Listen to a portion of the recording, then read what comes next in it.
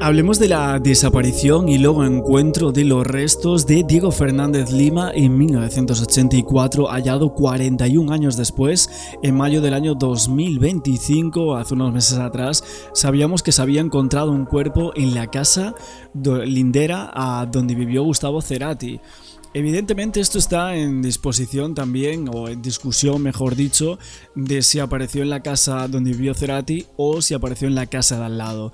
Si apareció en la casa de al lado, que es lo que se piensa y lo que los abogados, y lo único que tenemos es esa imputación, o sea que el fiscal a cargo del caso imputó a Christian Graf, que era un ex compañero de colegio de Diego que residía en la misma casa, según lo que cuentan, donde se encontró el cuerpo. Este es el delito que se le imputa, está imputado por delito de encubrimiento agravado y evidentemente hay mucha gente, incluso el fiscal cree que él pueda haber hecho algo más que encubrir en el caso de que haya estado más de 40 años con un cuerpo viviendo en su propia casa. Evidentemente aquí hay muchas hipótesis que vamos a ir comentando a lo largo de este vídeo y también otras que son certezas. Certeza es que apareció el cuerpo en la casa de este señor y que iban a la misma escuela, y también que Diego iba a ir esa misma tarde a la casa de un compañero. ¿Sería él? ¿Sería otra persona? Evidentemente aquí hay también dudas en cuanto a eso, ¿no?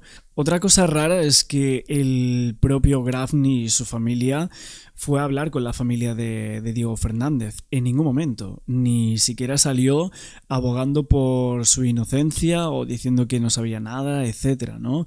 Se escondió y luego salió 3 meses después hablando y diciendo que le habían tirado un muerto allí, que alguien lo enterró ahí, que se dio a la luz por la obra y que él no sabía absolutamente nada de lo que había pasado, que no se le ocurriría que nadie de su familia hubiese hecho ese crimen, y menos a una persona que él habría conocido en la escuela. Pero si realmente no hizo esto, si no salió antes en los medios y tardó en salir cuando ya estaba imputado, cuando ya tenía que defenderse, es por algo, es porque supuestamente parece que oculte algo. Y esta es un poco la clave, y de ahí nos vamos con este caso.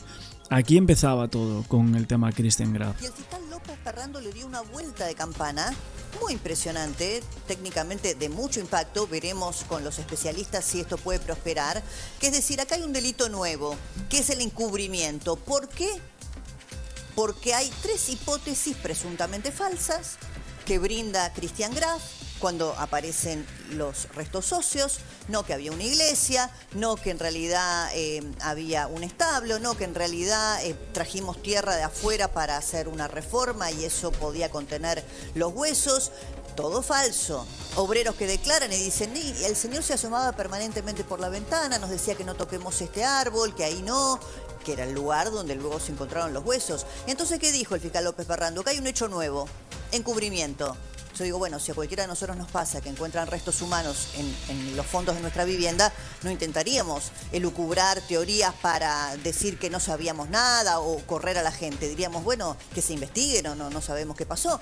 Bueno, acá se abre una ventana. ¿Es posible o no es posible? Por supuesto que es una condena, eventualmente una imputación, mejor dicho, mucho menos gravosa. No estamos hablando del homicidio, sino del encubrimiento. Pero bueno, aquí empezaba todo con Christian Graf, pensando si podría haber tenido un delito de encubrimiento u supresión de pruebas, y aquí empezaba para él esta encomienda, la cual luego viene precedida de esta entrevista, en la cual sale incluso con su mujer actual.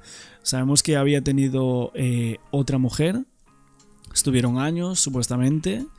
Tuvo un hijo con ella que salió el otro día hablando, lo vimos por aquí, pero su segunda mujer, que sería Analía, dijo que jamás había dudado de él, que Christian Graf es muy muy bueno, decía.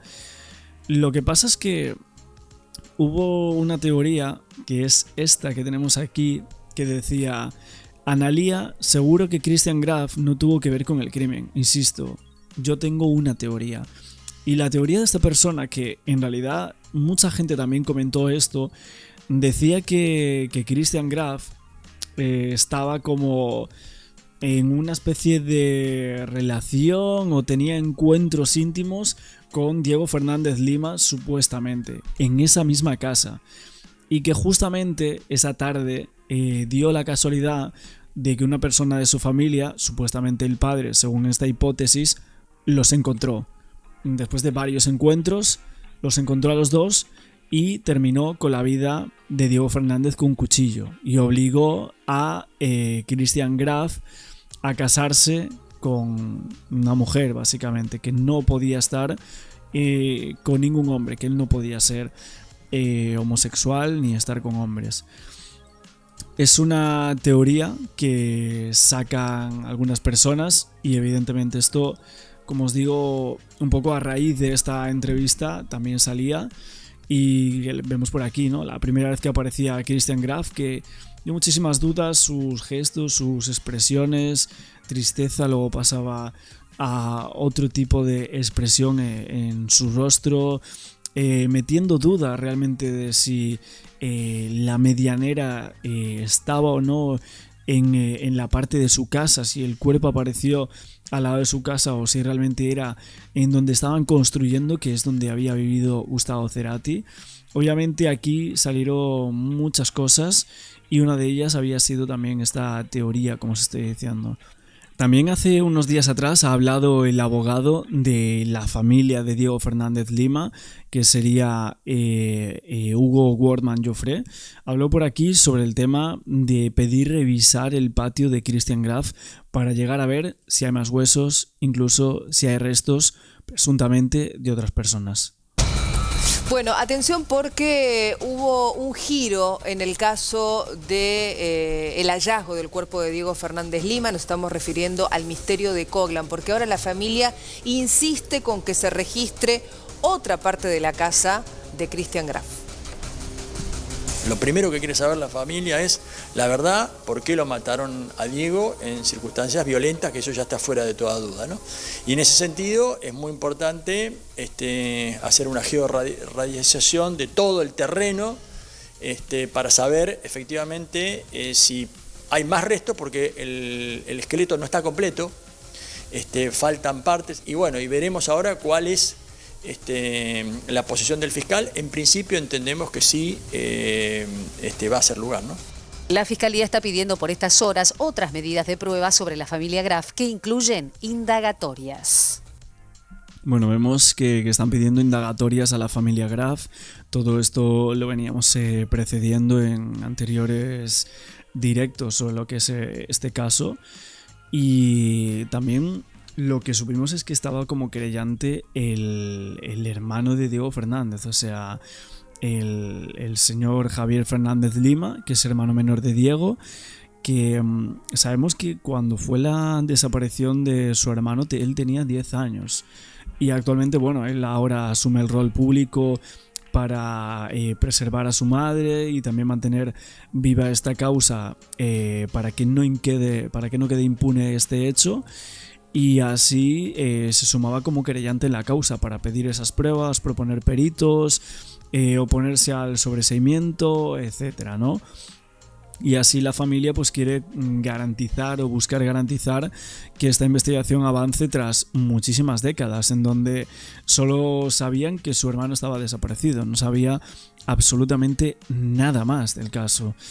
Y desde que salió de Villa Urquiza ese 26 de julio del 84, él dijo que iba a ver a un amigo, pero no volvió nunca, ¿no?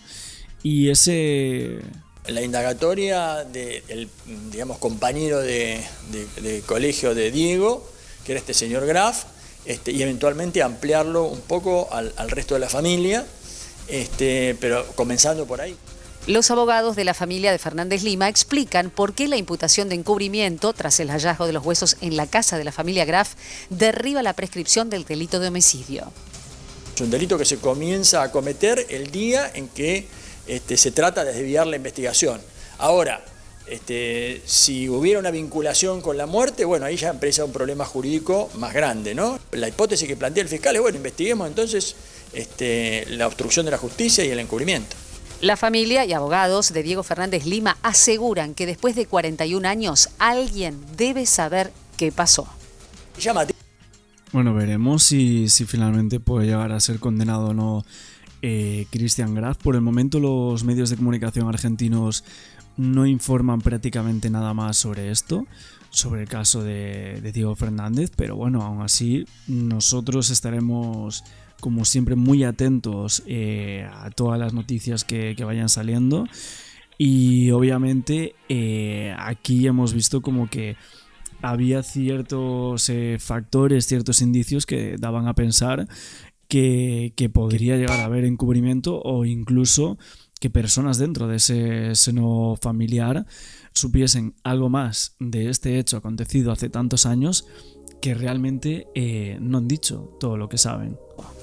Llamativo realmente que él haya sido compañero de colegio de Diego y lo tenga enterrado 40 años en el jardín de su casa y él no sepa nada, ni ningún integrante de la familia sepa nada. Me parece que por eso es que el juicio de la verdad acá es prioritario por sobre el juicio de responsabilidad. Bueno, pues esta era un poco la última entrevista que ha hecho en la televisión argentina el abogado de la familia de Diego Fernández Lima. Os hemos ido contando un poco todas las novedades de este hecho, todo lo que hay actualmente, pero...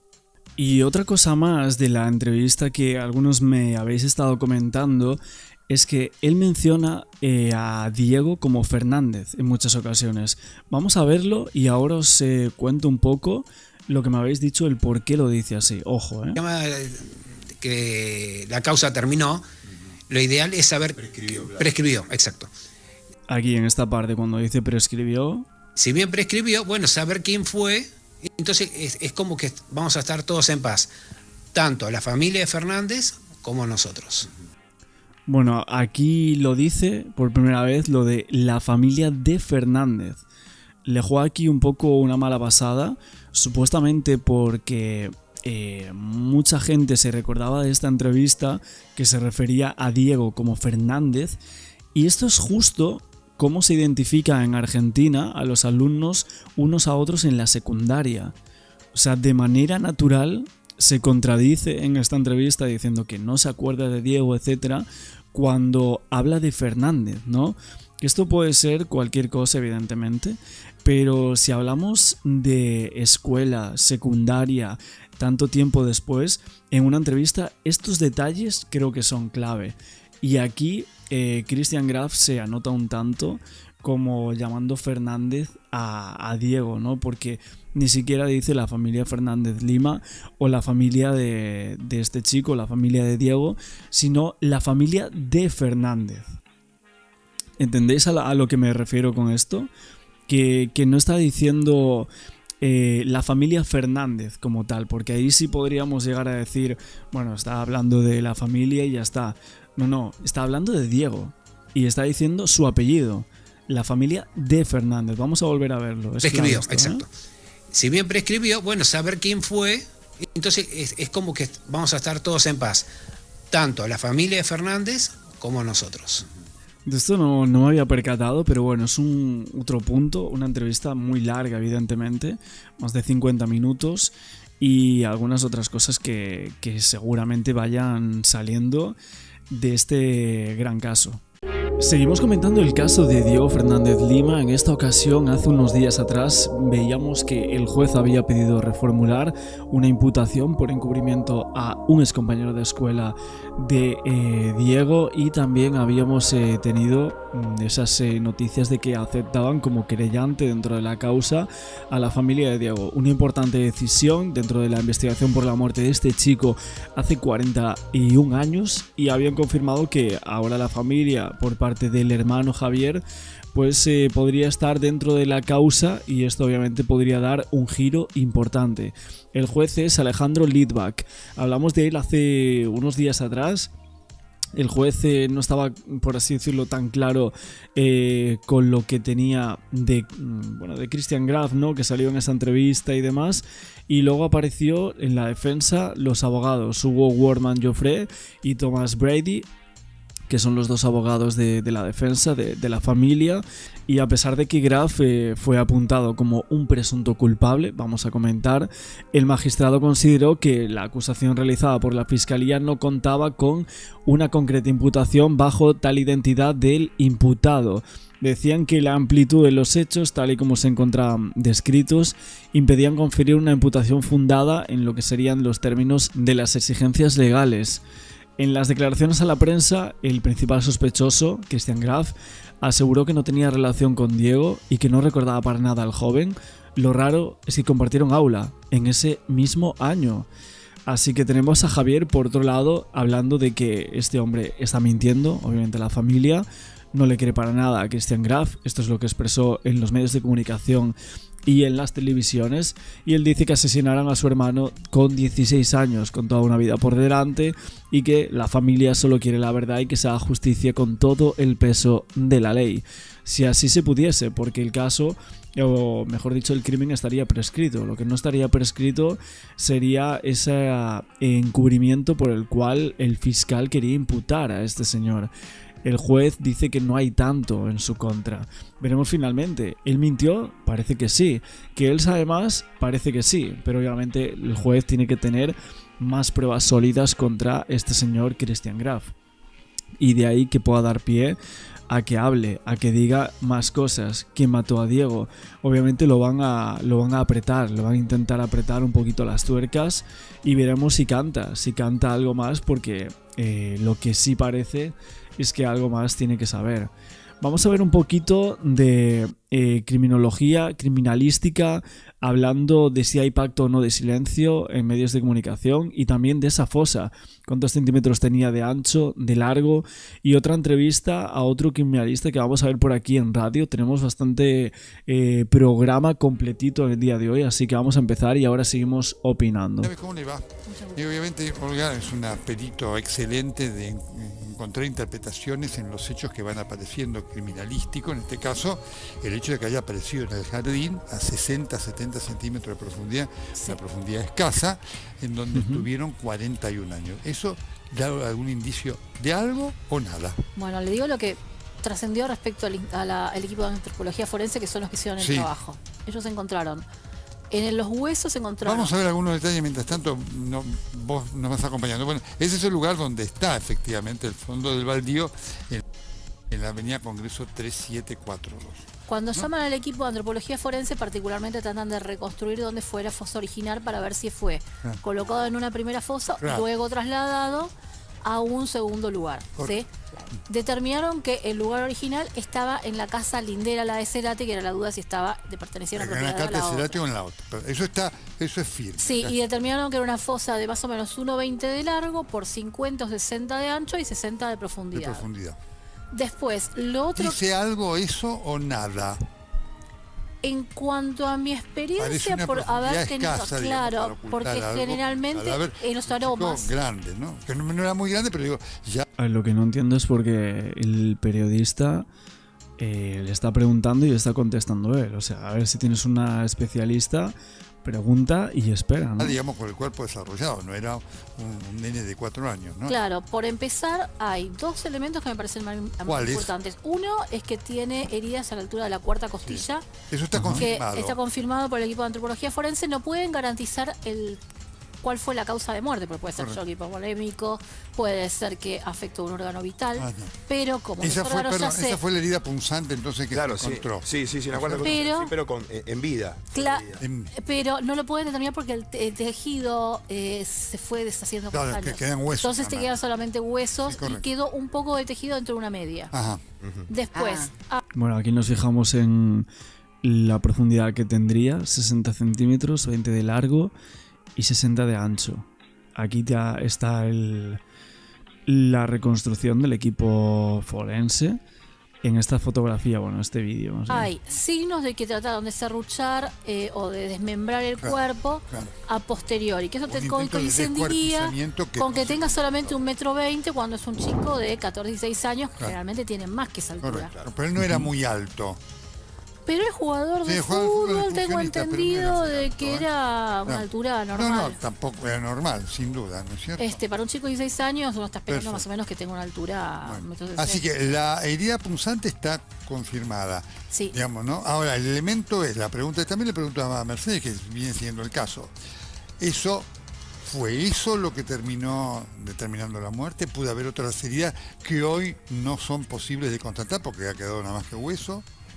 El tema es justamente, o sea, usted sabe que puede ser o shock hipovolémico, con lo cual hubo un... Hipovolémico es porque perdió sangre. Pierde sangre internamente sin haber mucha sangre en el exterior. Correcto. O la herida, al sacar el cuchillo o removerlo en un momento, empieza a sangrar para afuera y también termina desangrándose, o pudo haber afectado un órgano vital. Correcto. Todo esto, a estas alturas no lo podemos determinar. Si no tenemos el tejido. Claro, o sea, no se va a poder determinar eso. Se calcula, se considera que la causa de muerte es de tipo homicida. Eso es lo que se consideró en el informe. Me da la impresión que la mujer se ha enterado recién ahora. Por eso es la que llama primero a la policía. La mamá. Sí. La señora de Cristian, que viste que estaba tan reticente a hacer la nota, pero a mí me da la impresión que ella recién es la se segunda entera. esposa. Esta es la segunda esposa. Claro. Sí, la segunda esposa. Y a mí me sorprende, Mercedes, la reacción ante el... No, ¿cómo van a preguntar eso? Como que fue genuino lo de ella.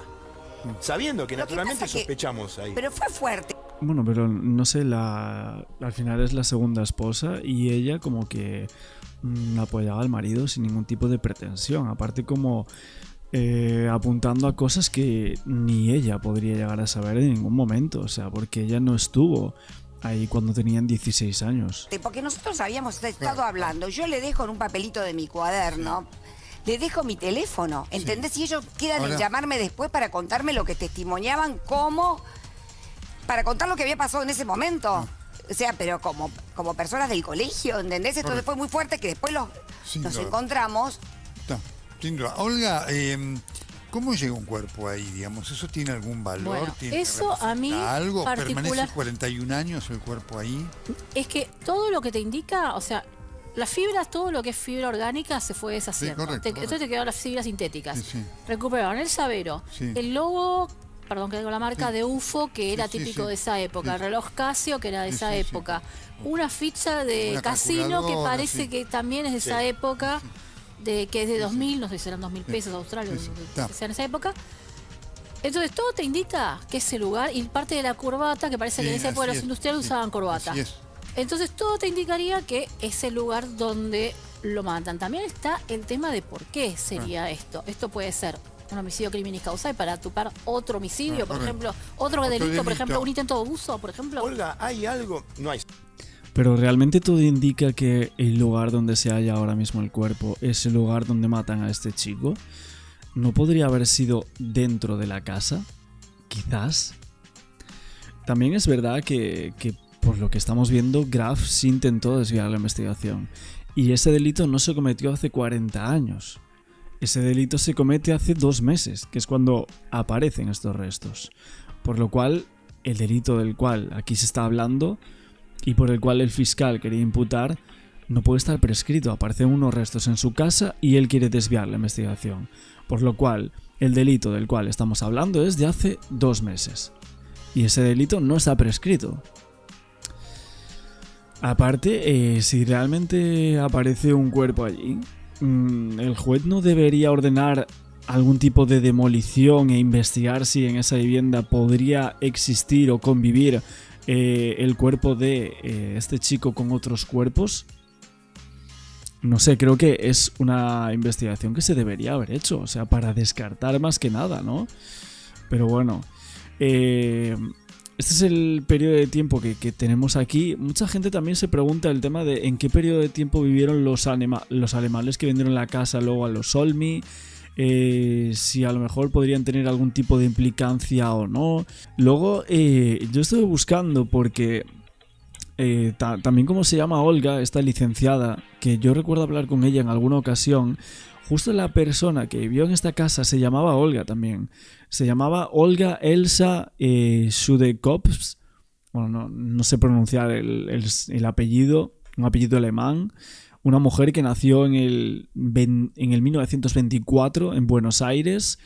Sería hija de Alfredo Luis Carlos, también con el mismo apellido, y de Olga Eugenia Alicia Werner, que murió el 19 de septiembre del 96. En 96 sabemos que esto es del 84, este crimen, y esta mujer muere en el 96. Y luego tenemos a esta señora, Olga Elsa, con este apellido que bueno, lo que se dice es eso, que justo fallece en esa época de nacida en el 24 y fallecida en el 1996.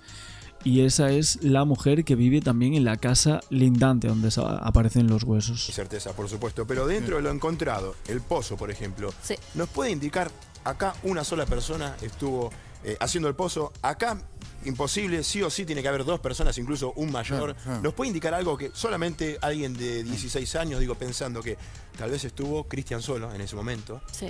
Tal vez en realidad estuvo el padre solo. Tal vez los dos. ¿Hay algo de lo encontrado que nos pueda inclinar hacia alguna teoría? A mí en principio me da la impresión de que si vos acuchillas a alguien dentro de tu casa, sangre tiene que haber por todos lados y si no intentás desmembrar más. Claro. Entonces me llamaría mucho la atención, sí, es en plena época escolar, porque el chico venía a la escuela, que no encuentren, vos llegues a tu casa y lleguen a limpiar todo a tal nivel, enterrar el cuerpo y que no te des cuenta. Todos tienen que saber. Cristian o lo asesinó, o es participó con el padre, o es descubridor. Pero a mí no me va a hacer creer que no sabe nada. Por algo no apareció en todo este tiempo. Nosotros llevamos más de 2 meses buscándolo y nunca quiso hablar. Perfecto. ¿Cómo sigue? Es verdad, Cristian, porque en este caso los restos habían aparecido en su casa y demás, y este señor no habló nunca con los medios de comunicación, ¿no? Entonces, ¿por qué habló ahora? Hace tan solo 5 o 4 días atrás. Fíjate, ¿no? Lo que dice Mercedes Ninzi, ¿no? Aquí en esta parte de Christian Graf, a nadie va a complementar aquí, ¿no?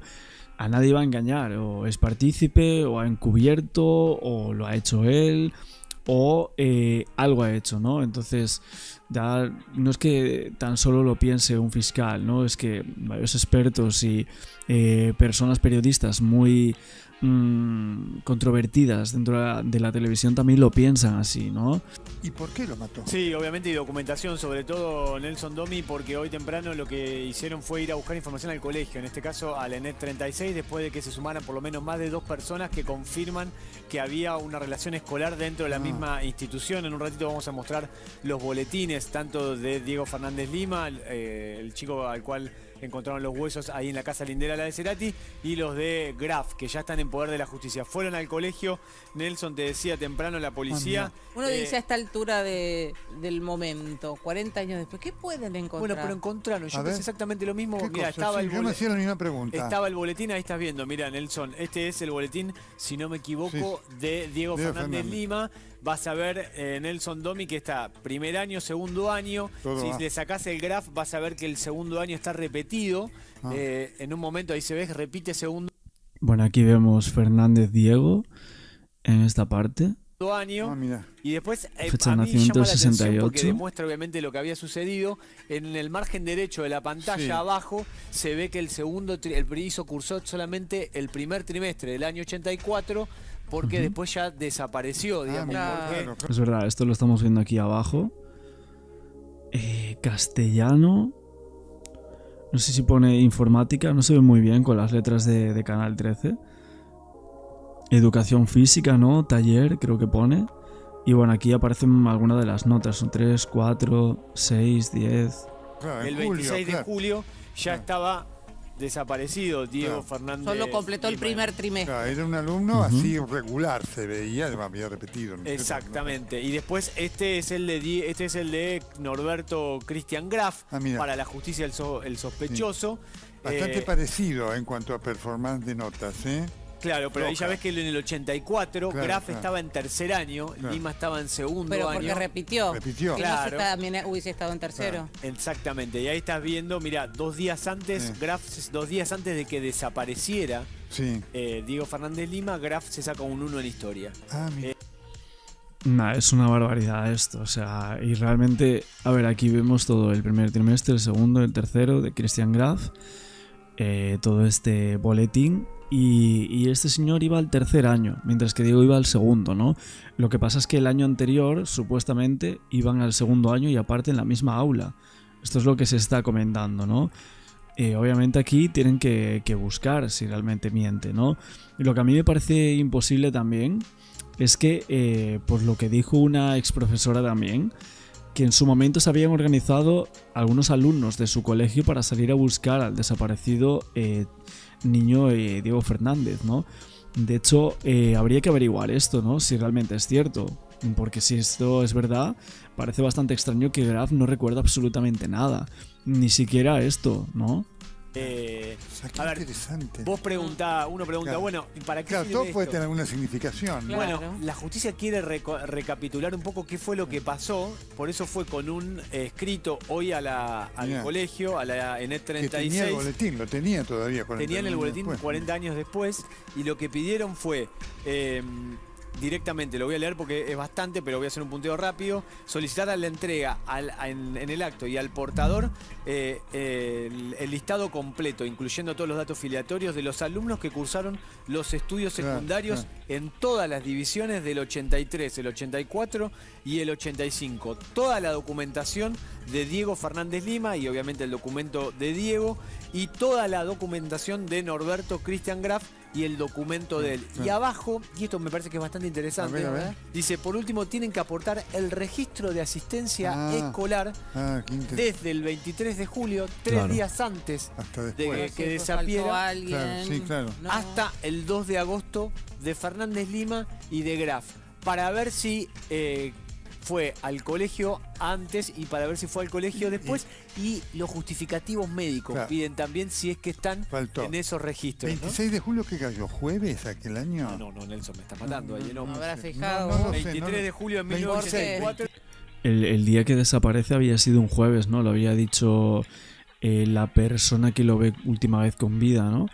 Jueves, y luego se entera de la desaparición ese ese amigo de Diego, que lo saluda y tal en aquella esquina, el sábado, ¿no? Si no me equivoco, pero la desaparición se produce el jueves. El 6 es el día, ¿no? El que desaparece Diego Fernández Lima es el 26.